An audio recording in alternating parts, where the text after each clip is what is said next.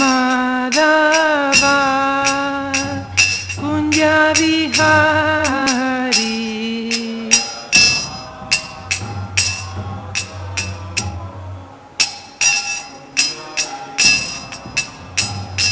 Jai Gopi Yanavalava Grivaradari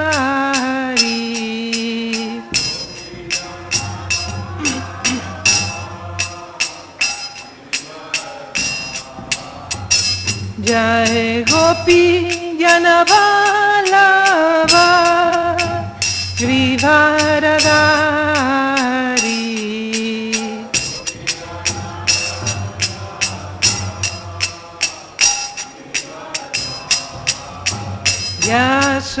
Yasodanandana Vrajanaranjana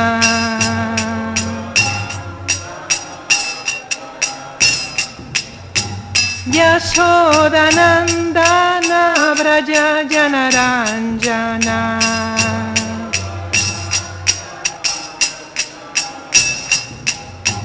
Yamuna Tira Vanachari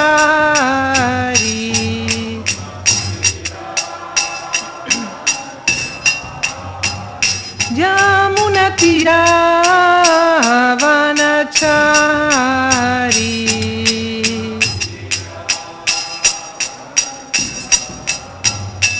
Jai Radha Madhava Kunja Vihari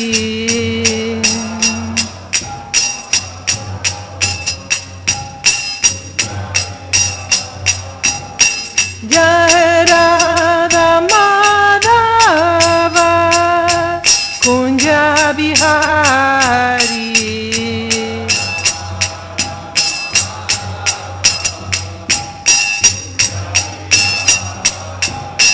Jai Gopi Yanavalava Grivaradari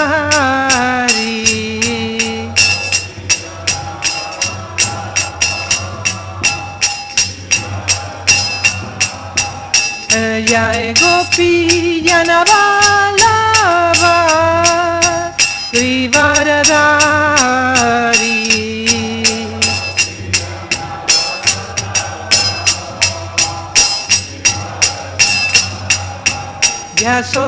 Yasodanandana Vraja Janaranjana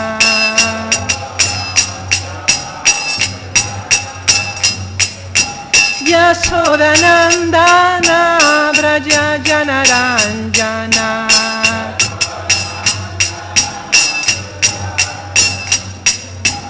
Yamuna Tira Vanachari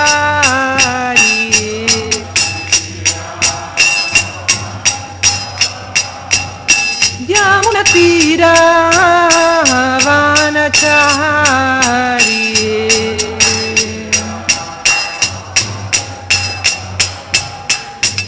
Radha Madhava Kunja Vihari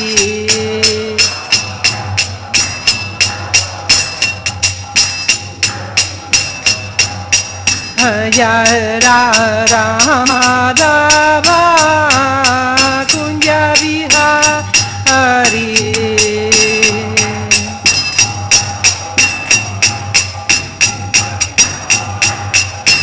Jai Radha Madhava Kunja Vihari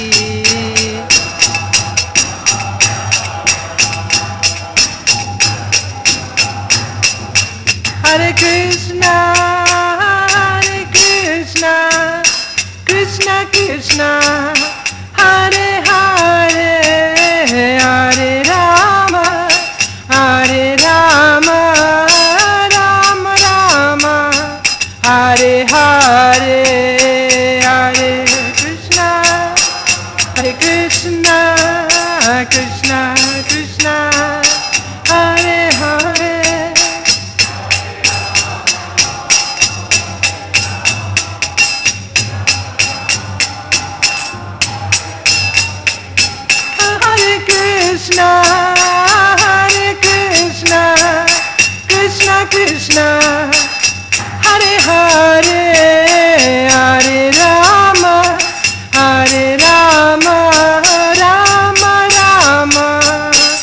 Hare Hare.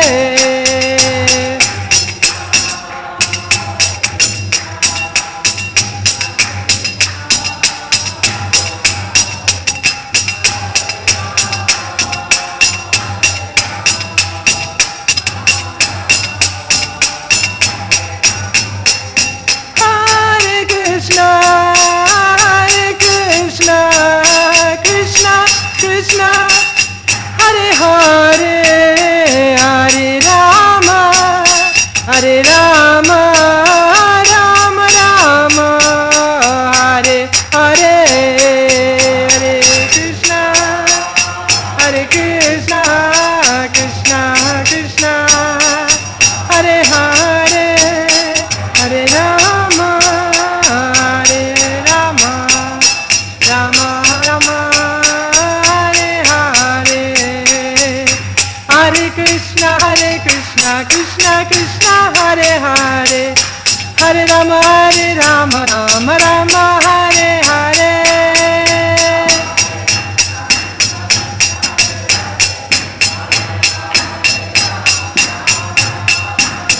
Hare Krishna, Krishna Krishna, Hare Hare, Hare Rama, Rama Rama, Hare Hare.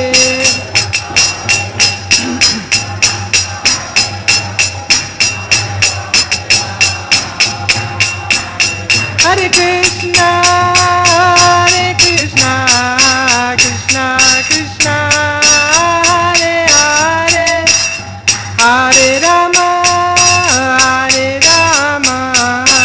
Rama Rama, Hare Hare, Hare Krishna, Krishna Krishna, Hare Hare, Hare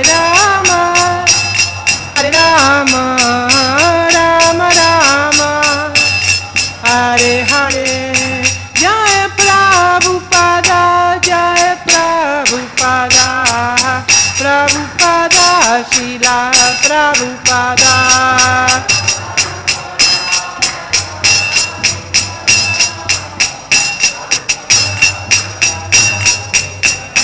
Prabhupada, Prabhupada, Prabhupada, Jai Jai Prabhupada.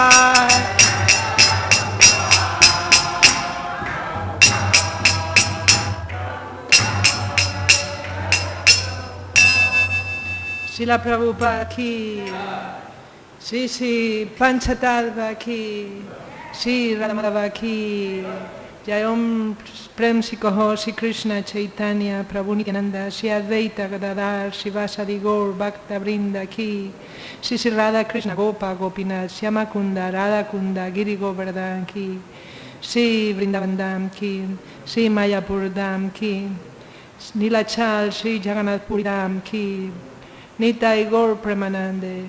Toda gloria, all glories to all the assembled devotees. All glories to all the assembled devotees. All glories to all the assembled devotees. All glories to Sri Guru and Sri Gauranga.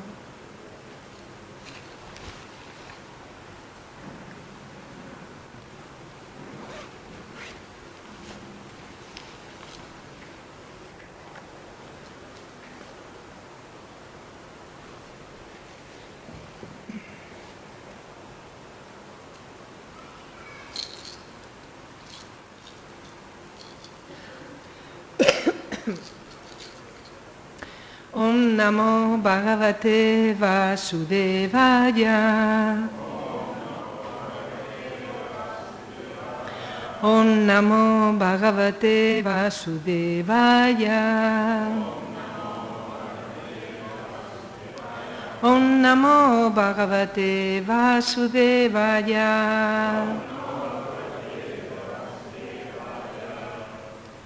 We are reading from Srimad Bhagavatam, 9th canto, chapter 22nd,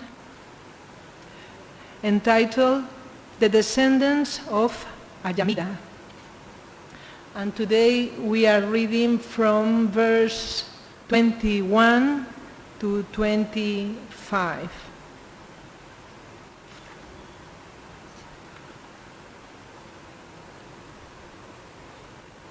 So first we chant. Today is 25th.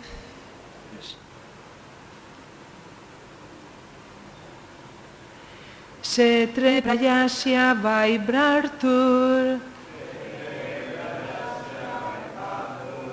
matrokto badarayana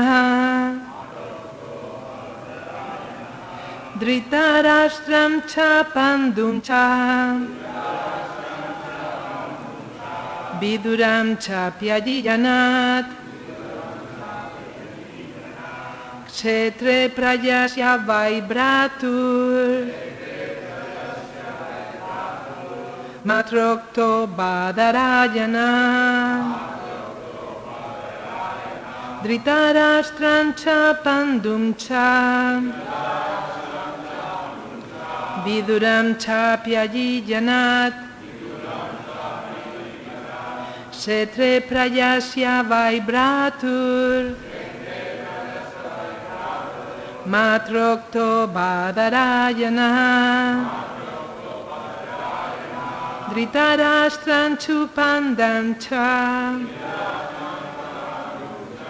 viduram cha pyajijanat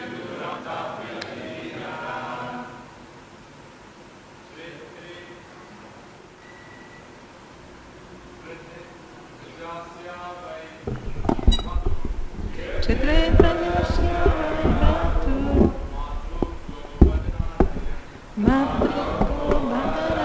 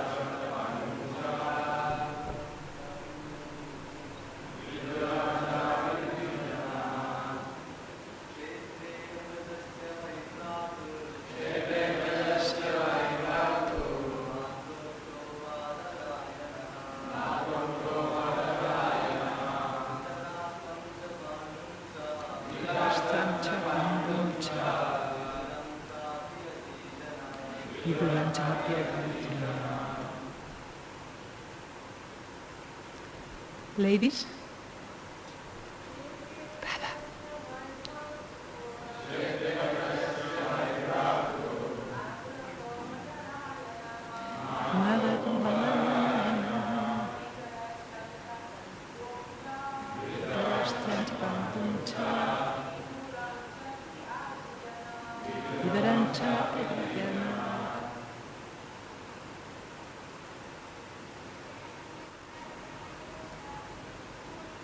Kshetre prayasya vibratur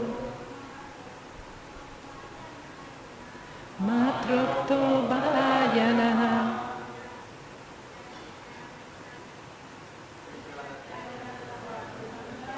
dhritarashtra cha pandum cha viduram cha pyajijanat Kshetre in the wives and maidservant, Aprayasya of Vichitravirya, who had no progeny, by indeed Bratu of the brother, Matraukta, being ordered by the mother, Badarayana, Vedavyas, Dhritarashtra, a son named Dhritarashtra, Cha, and Pandum, a son named Pandu, Cha, also, Viduram, a son named Vidura, Cha, also, Api, indeed, Ajijanat, begot.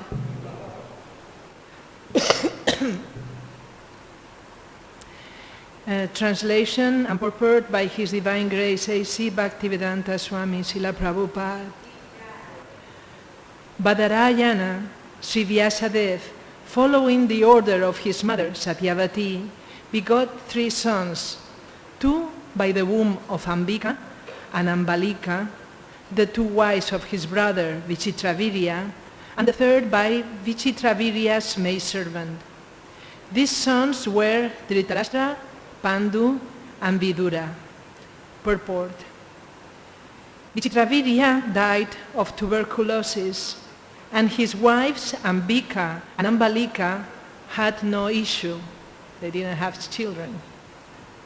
Therefore, after Vichitravirya's death, his mother Satyavati, who was also the mother of Vyasadeva, asked Vyasadeva to beget children through the wives of Vichitravirya. In those days, the brother of the husband could beget children through the womb of his sister-in-law. This was known as Devarena Sutotpati.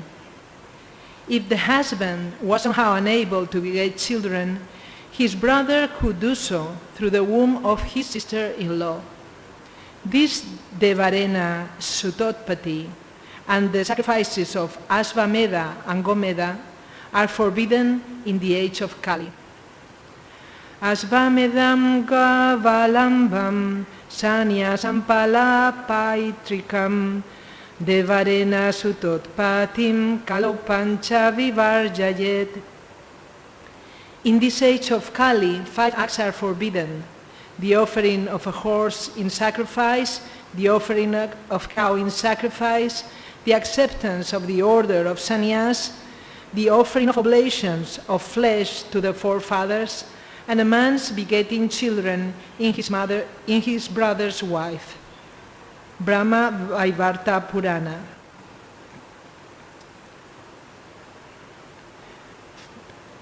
Namam Vishnupadaya Krishna Prasthaya Bhutale Srimate Bhaktivedanta Swaminiti Name Namaste Sarasvate Deve Gauravani Pracharine Nirvisesa Sunyavari Pasatyade Satarine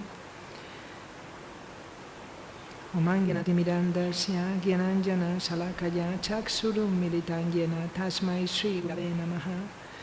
Sri Krishna Chaitanya Prabhu Nityananda Sri Advaita Gadadhar Sivasari Gaura Bhakta Vrinda. Hare Krishna, Krishna Krishna, Hare Hare, Hare Rama, Rama Rama, Hare Hare. First of all, I want to thank you, all of you. Your presence is a blessing in itself. So I pray that I may be able to offer some service that will be pleasing to you, our spiritual masters, and Lord Krishna. So we are going to read the verse that was also set for today, which is number 21. 21, 22, 23, and 24. I don't know if I'm going to... Okay. Vichitraviryas chavarajo namna chitrangado hata yasyam parasarat saksat avatirno harer kala vedagupto muni krishno yato hamidamaryagam hidvaswasisyam pailadin bhagavam badarayana mahyam putraya santaya Paramanguhyamidam jago vichitraviryo tokvaha kasiraya sutevalat Swayam varatu panite ambikam kabalike ube tayora sakta hridayo grihito jaksmanamrita. And the translation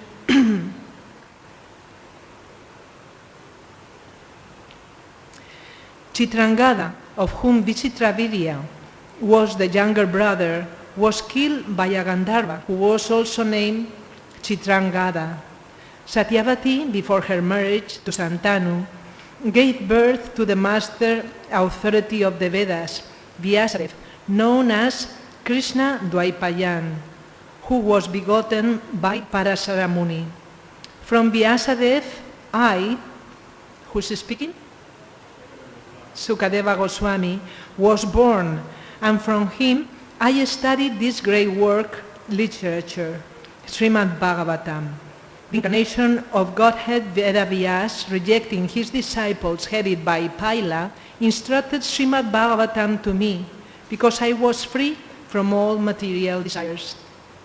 After Ambika and Ambalika, the two daughters of Kasiraj, were taken away by force, Vichitravirya married them, but because he was too attached to these two wives, he had a heart attack and died of tuberculosis.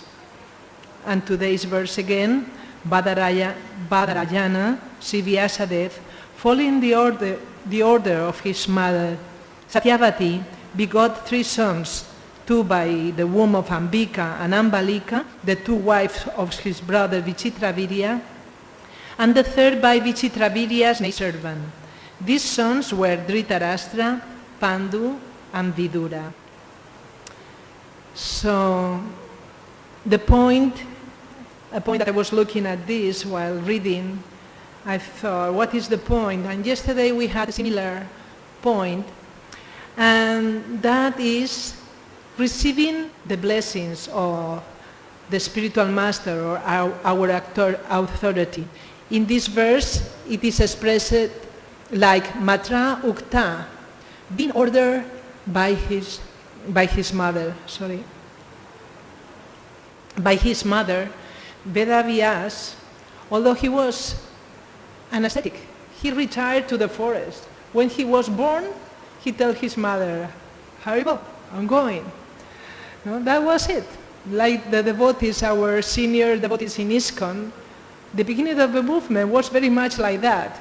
Even in the 80s, it was quite much like that. But in the 60s and 70s, devotees all of a sudden left everything. Parents, brothers, relatives, even wives sometimes. And just took to Srila Prabhupada. Did you take it? It's not that they didn't want everyone to become Krishna conscious. Of course we did. I was shocked when I came back home after spending 5 days in our farm in Spain, in Ramandal. I was shocked because I thought my friends were going to take it, but nobody did. So we would just move ahead. What to do? No? Of course my family didn't, although they were appreciative with time. And this is what Vyasadeva did. He said, Haribol, I am going. But of course, Vaishnava is kind-hearted. He's taking these steps. Of course, sometimes we just do it because Prabhupada and the movement is so spellbound that we cannot do anything else but doing it, although we are not really knowing very much what we are doing. So, but when a Vaishnava does something like that, it's for the well-being of everyone. It is always like that. It's always for the well-being of everyone. And Vyasadeva, being compassionate and kind-hearted, told his mother, don't worry, mother. Whenever you may need me, I'll be there. I'll be right there. So when this happened, we heard yesterday about Maharaj Santanu. It was similar, no? A similar thing, no? Because his brother left, and then he was in charge of the kingdom, and then the Brahmanas asked him to give it up back to his brother, because although everyone was very happy, there was no rain. So he did. It was the same principle. He did what the advisors, the Brahmanas, told him. And then we heard the full story yesterday, very beautifully described. And now Santanu wanted to marry, was because we have here Chitrangada and Vichitravirya, no? And we heard yesterday about the Bhishma, no? His vow that he decided not to marry and never and be brahmachari all his life, just to please his father. That's also something similar. Nobody told him, Bhishma. I never heard that someone told him, you have to do that. But yes, he got the call from the super soul, such a great soul. How could be happy accepting the throne if his father was not going to be satisfied in his heart? So he took that vow, never to marry.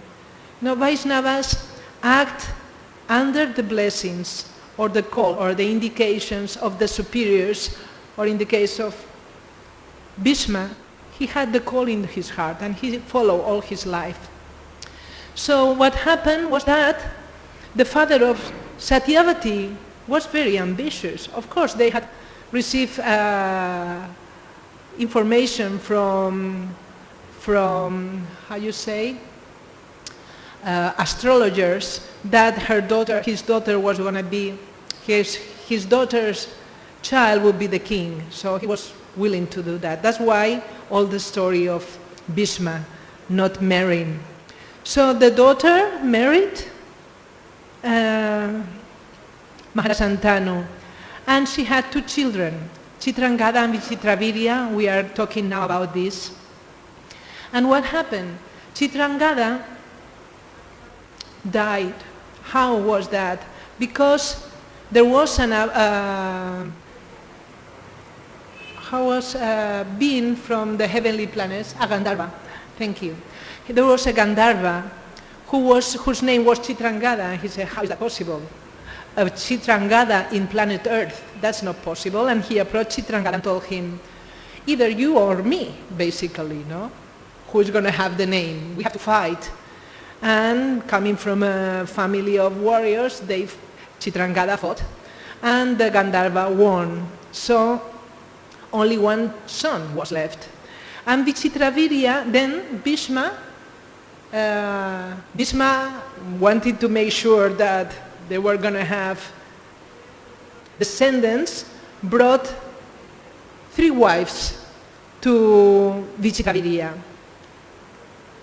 and which finally were Ambika and Ambalika, because the first one thought that she was going to marry Bhishma, and she was very upset, and this is another whole story. But Ambika and Ambalika married Vichitravirya, but he was so attached to his wives that he died very young of tuberculosis, as we have heard. And then Satyavati was in despair, and she asked Bhishma to beget children in his brother's wives. And Bhishma got very upset about that. He became angry, actually, of course, because he had made a vow which was unmovable. And then she had to say, she said that she already had a child before marrying to Maharaj Santanu. And because he had told her that he would come, he did. He called him, she called him, and Vyasadeva came. Imagine, such an austere personality just surrendered to the writing of the scriptures and Bhagavatam, and his skin very dark. Vyasa means compiler, and Vyasadeva means he who divided.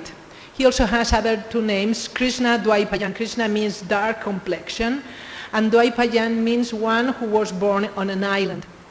And this island was in the Yamuna. I look at that, it seems that it was called Kalpi, for what I read. At least was close to a place called Kalpi. And what happened? Satyavati, now we are in the story how Vyasadeva came to be Vyasadeva. Satyavati, before her marriage, she was virgin lady, was the daughter, actually was the daughter of one of the Vasus, was a personality in herself. There was a curse in her family, and she ended being taken care by this fisherman, the king of the fishermen. But before that, or during that, when she was taken care by the fishermen, she was helping her father, her stepfather, and one time Parasara Muni came, and he was very attracted to her. And he blessed her with a special perfume, musk, because her body was very nasty. No, she smelled like fish. And he expressed to her his attachment, and he told her, don't worry, you will remain virgin. And from this union, Vyasadeva came. He was born in the island, in the Yamuna. And we know that he told her mother, don't worry, I'll come whenever you need me. And that time, when Chitrangada and Vichitraviriya had died, then she decided to call her son. And he came, but such an austere person, it was just looking at him, it was like frightening, especially for young ladies, especially in those days, no? They were living in the palaces, they were not mingling with people, no? Nowadays we see sadhus, or so-called sadhus, even though they are not real sadhus, they look like, whoa, very dusty and with ashes and matted hair. So the first one got scared, the first wife, and closed her eyes, and from that union Dhritarashtra came. And the second one was very scared and got pale, and from that union Pandu came, and his health was not so strong. And, well, he was pale and delicate. And then they wanted another son, another child. And then Vyasadeva said, well, this is going to be the last one. It's not that I'm going to do this. This is not my service, actually. I'm doing this just as an act of duty. And then this time, because the two wives were so scared, they sent the maidservant. Actually, maidservants, they were sometimes considered like a wife also to the husband. They even had children with them sometimes. And so they sent the maidservant, and the maidservant, being a simple woman, such a personality, the lineage of the kings, and I am blessed to receive him. So she worshipped him with her attitude. I don't know with paraphernalia as well, but her attitude was one of respect, admiration. So from that union Vidura came a great personality who never got entangled with family life and like that, at least as far as I heard. And that was when Vyasadeva came to this, to play an important role in this, and from that, in this way the dynasty had descendants. But just see, man proposes and God disposes. The king of the fishermen wanted, because he heard that his grandchild would be the king, but it never happened actually. They all died. No? And Bhisma was never the king. It's a drama here. And then finally, because of Vyasadeva, there was a solution. But it was not the blood of the fisherman. Man proposes and God disposes. No? So there was an arrangement for that to happen, because it had to happen. So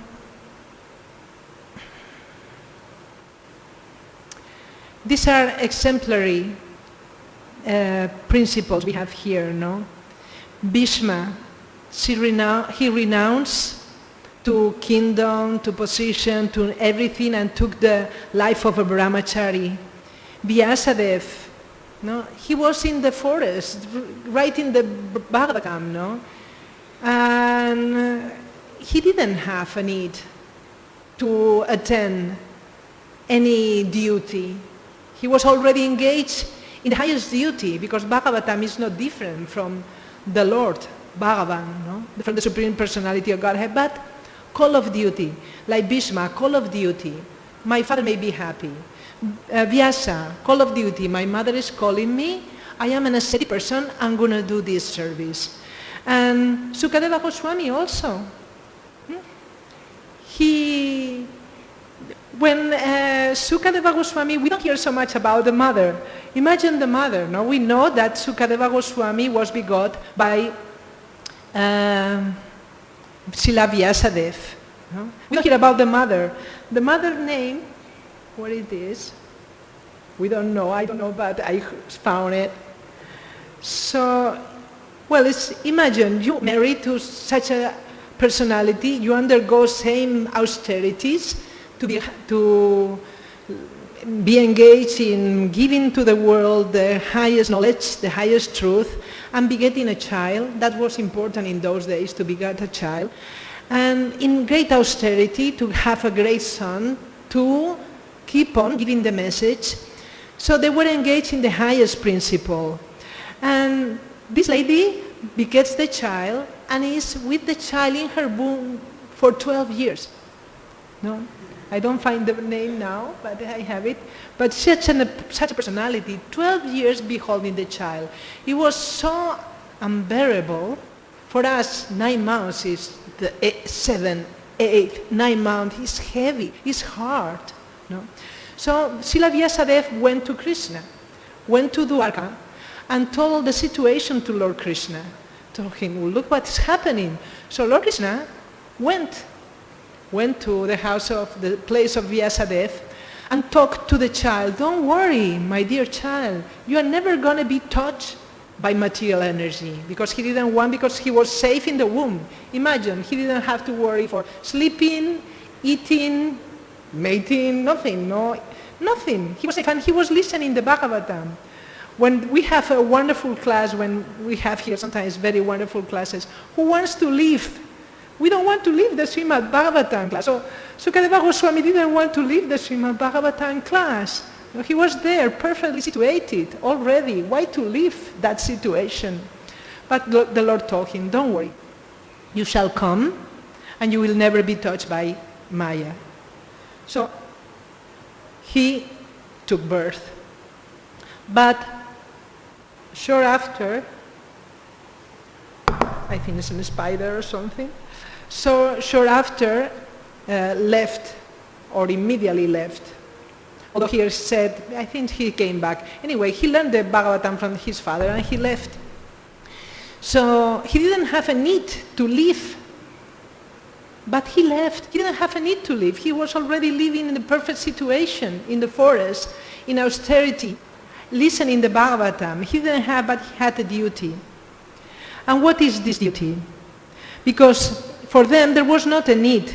We hear, Ihayasya harer dasye karmana manasagira nikilasu api avastasu jiva mukta sa uchate. They were all jiva mukta, they were all liberated.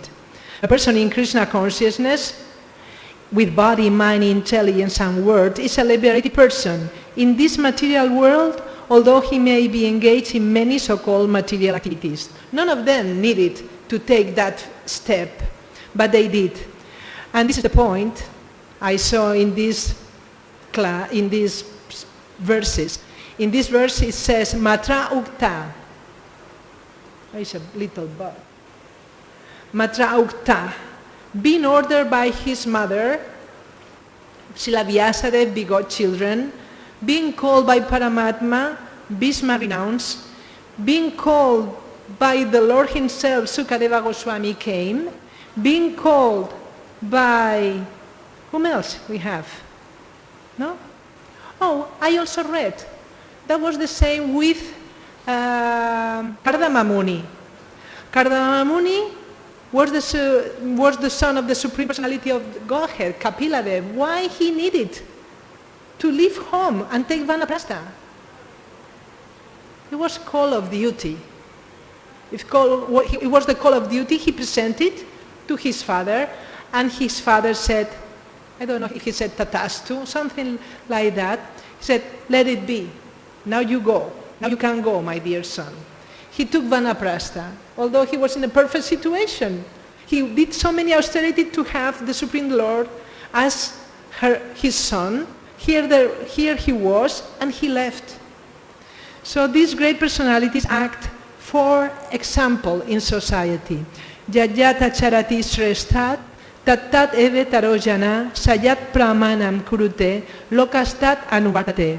Whatever action a great man performs, common men follow, and whatever standards he sets by exemplary acts, all the world pursues. So, this is the main point in the life of the Vaishnavas. Giving example to others according to whatever the situation may come to us. To each of us is a different situation. From some are getting married, for some are not getting married, for some is accepting a kingdom, for some is not accepting a kingdom, for some is accepting vanaprastha or sannyas. For some they remain married all their life and give example as ideal householders. So whatever the situation it is, we accept it and we don't move from that determination by begging strength to the Vaishnavas, to the spiritual master and the devotees. And that's the mission. Srila Prabhupada came to establish a community of Vaishnavas. It doesn't matter. Here we see it doesn't matter. Bhishma as a brahmachari, Vyasa as a grihasta, Sukadev as a renunciant. It doesn't matter. This is not the main thing. We need Varna Ashram for our society to have an ideal place from where to practice Krishna consciousness.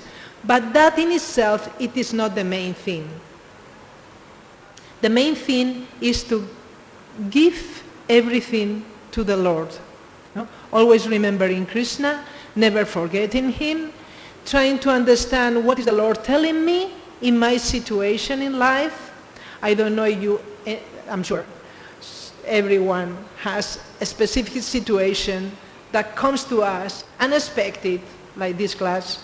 Well, I was called, but I am never thinking that I have to do this service. Well, we think because the spiritual master has told us, but it's such a challenge, no?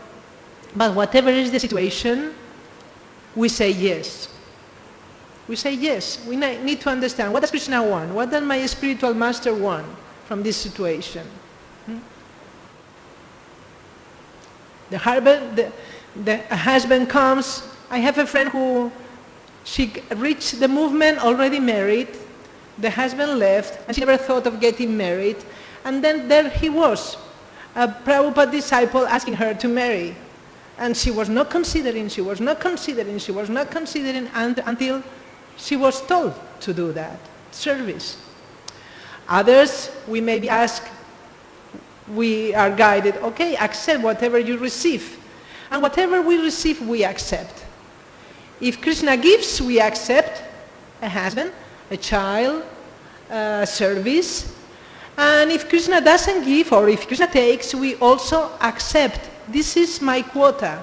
We need to accept the quota, what is being given to us as the will of the Lord, and give example to others, to ourselves, reminding ourselves what is the standard, what does Krishna want from me. We ask and we receive indications, and we have to set example. So thank you very much for giving me this chance. I am preaching to myself. I hope it might be useful to you. And if you have any comments or any questions or any complaints, please kindly express. Otherwise, I will make questions.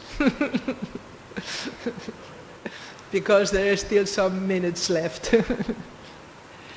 So you may want or you may not want to say, but have you ever met yourself in a situation that it shocked you and you didn't expect it, and you have to take some steps on it.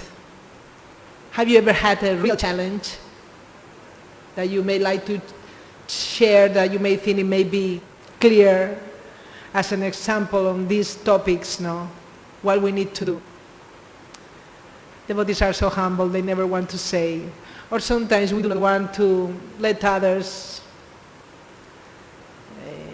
in the bad side and the one who is speaking the good one, because there is no good or bad.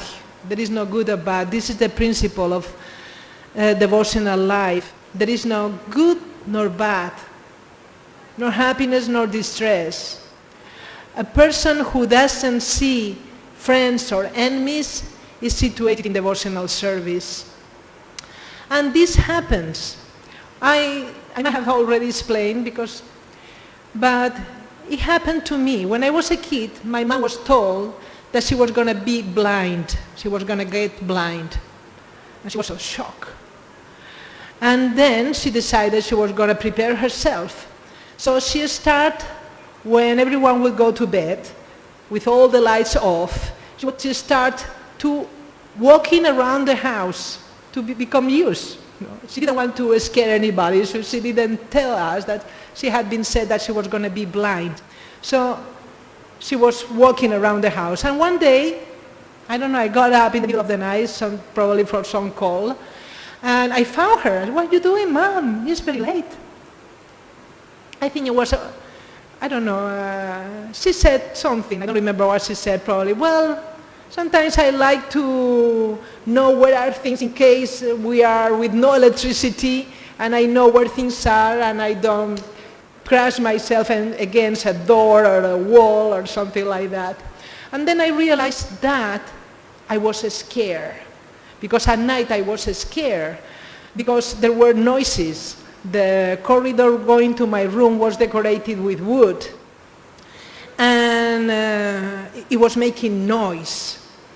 And I was very scared. So I decided, okay, my mom is practicing that. I am going to practice not to be scared. So at 7 years old, I started walking around the house without light also. I never met her, my mom. Fortunately, we did it at the same time. Later on, when I was a teenage, well, I was 11, we had a farmhouse in the countryside, and at night I would take my pillow and something to cover my body, and I was going to a little forest that was there in the farm, and I was sleeping in the forest because I was afraid. I didn't want to be afraid. That was a challenge I wanted to overcome. And I realized before evening time, before it was dark, I would look, there is nothing. Why am I afraid? In Spain there are no tigers, no lions, not even serpents. So it's nothing. No? So, and then when I turned 18, I started taking my bicycle on the weekends, and I would go with a backpack, block papers, white papers, colors, and I would go to the other side of the island. I live in an island, my family are from an island, and I would go to the other end of the island. I go to the beach, draw paintings and like that, and at night alone with nobody. I was going places there was not many tourism at all, no tourism. And I would sleep in the forest. Crazy things. I didn't want to be afraid, and the truth is that I'm still afraid. But I got challenges in my life when I was looking for something I didn't know what it was. It was all of you, of course. Krishna consciousness. Sometimes I found myself at night in the city with very scary situations. But I had learned some lesson from all that. And I learned, I am not desiring this situation, very scary situation, very scary face right there looking. But I am not against that scary face. I learned a lesson. Fear calls danger. Fear calls danger. And imagine what Bhagavad Gita says. A person who has no friends, no enemies, is already liberated. So we can be liberated by taking Krishna consciousness. and trying to spread Krishna consciousness to everyone. So this is one challenge that I faced in my life. Didn't remember, but that was a challenge, to have the face of someone really unwanted, and me remembering what was the goal of my moving around. I was looking for something else. Certainly I was not looking to that face. And nothing happened thanks to Lord Krishna. So, thank you, Prabhu. Oh, there is a mic there, Narottam.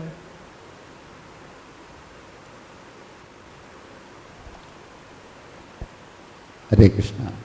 Thank you. Thank you. Very beautifully you captured two very vital points in your presentation today. One was about how all these personalities, they all acted on order from a superior, which was a very nice point.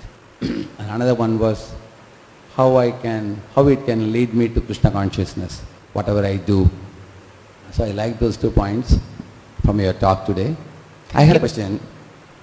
When Srila Prabhupada started the movement in 1965, down the line for the 12 years, life was very easy for the devotees in terms of asking Prabhupada and just executing his instruction without having to bother too much about anything.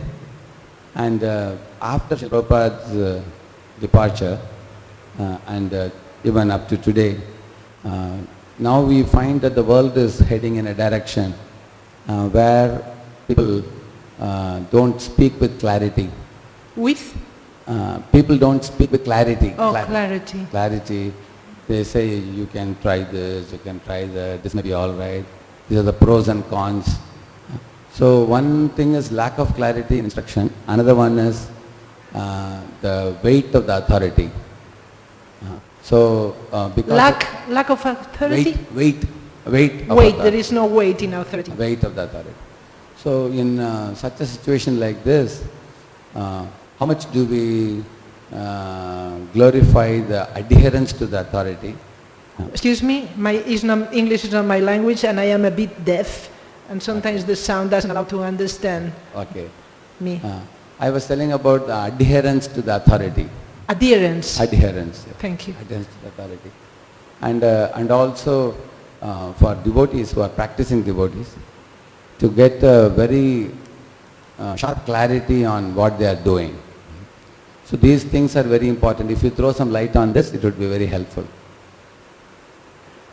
So when Prabhupada was in the movement, it was simple because Prabhupada was there and devotees could approach. And nowadays there is a feeling that authority and their weight might not be firm enough for one to embrace it.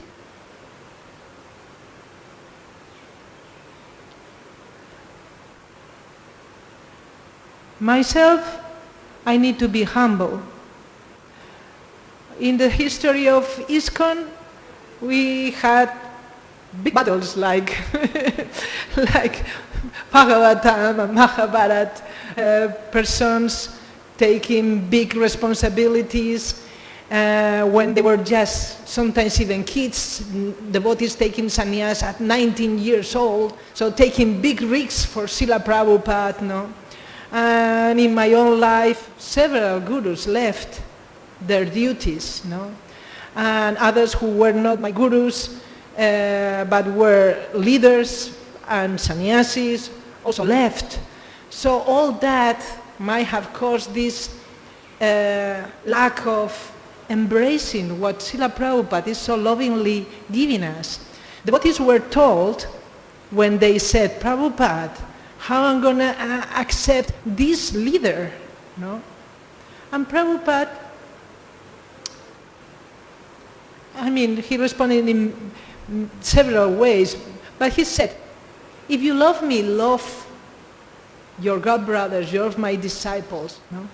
You love the authority. Of course, sometimes there was a very crazy thing, say you may not do that, but you may keep on respecting, and you may stay or you may leave. No? In a situation, the leader was, taking meat or things like that. No? So Prabhupada said, you may not do it, may you still respect. So in our lineage, ISKCON Society, International Society for Krishna Consciousness. Everything that happens is secondary. The main thing is Krishna, and Prabhupada places it very clearly in the middle of the name of our society. Krishna consciousness. So I need to be humble. And life also helps. No? I found myself praying for guidance. I found myself doubting for guidance, and actually was confirmed, unfortunately. I'm praying, and later on having guidance, but myself, what you say, lack of, for my side, ignorance, total ignorance, not knowing how to approach authority. No? In my case, completely silliness, because our leaders are most wonderful, with qualification, with more qualification, with less qualification, they do the duty. No? So praying is very helpful.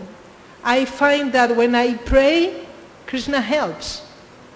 I need to remind myself, please, get into the mood of praying. Chant the holy name, remembering this is Krishna. Oh, I didn't bring the quote. But not long ago, a few days ago, in the media, I saw, no? When a devotee chants Hare Krishna, he is seeing he's remembering the pastimes of the Lord. Sometimes devotees, no, only listening. If we cannot do anything else, only listening, and nothing else comes because I am not reading him enough, probably. Okay, but if I am chanting and remembering how wonderfully Krishna is relating with his associates in the spiritual world, that's welcome. That's the Maha Mantra is not different from Krishna. Nama, Rupa, Lila, Guna. No? So we need to take shelter, and I need to become humble. If myself as a follower, I am not such a great follower, why am I expecting to receive the perfect ideal? I cannot say that. My leaders are perfect. My authorities are perfect. Even all of us, all of you are perfect. Krishna is giving us, each of us, every moment, the right thing for me to learn a lesson. But my mistake is that I see the external, I see a person who abandons the service, but what I need to know from that, I need to know this person gave himself fully to Srila Prabhupada. I need to do something similar, give myself fully to Prabhupada, and accept the situation, glorify his service despite of difficulties, and finally most of them come back. No? So if I feel there is, if one feels there is a lack of weight in one's authority, I cannot say it for mine. My authority is glorious. If one thinks like that, better to look in the mirror of the heart. If I see that, what is in here? I am such a great follower. I'm not. I am receiving more than what I deserve. And this we hear, no? When one gives one step, Krishna gives so many steps towards us. So I should be humble. I should be humble and surrender. Accept the leader. Sometimes when a child takes the instruction of the mother so seriously to heart, the mother says, oh, I better be better mother. No? And the same, when a disciple receives an instruction and does it, this is inspiring not only to oneself, but it's inspiring also to the spiritual master. If the spiritual master is glorious, as I feel they are, it enriches their vision. And if the spiritual master would not be so, as you expressed, would not have so much weight, it would inspire him to become more dedicated. So this is what I can say. Thank you very much, Prabhu. Hare Krishna. Srimad Bhagavatam ki, Nitai Gaura Pramanandi, Gaura Bhaktavri.